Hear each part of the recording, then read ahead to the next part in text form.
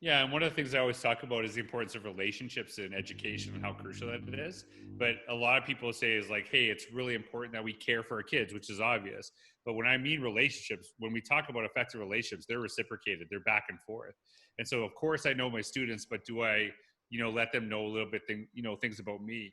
And just kind of like one of the things I love basketball, I love dogs, I'm a big animal lover. And I would spend a lot of my time connecting with kids at the beginning of class, during class time, talking about those things.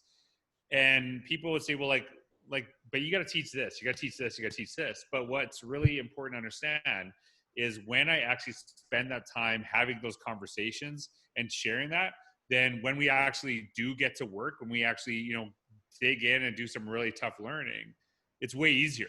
And I'm dealing with less classroom management. I'm dealing with, less behavioral things because I've actually spent time building those relationships with kids.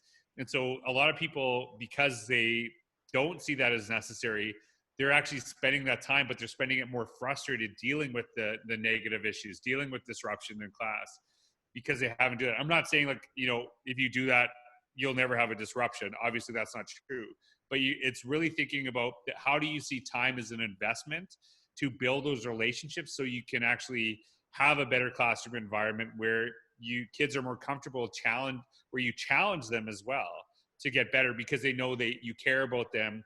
And even when you're pushing them, if they fall, you have their back.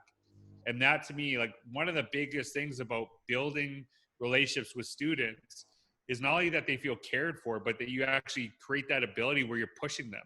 Because really, if we can't, challenge our kids, if we can't challenge the students in our class and they're not able to grow from those challenges, then what is the purpose of education? Like it is to grow, it is to become better, but you need some conflict. And when you have that conflict, you better be around people that care about you.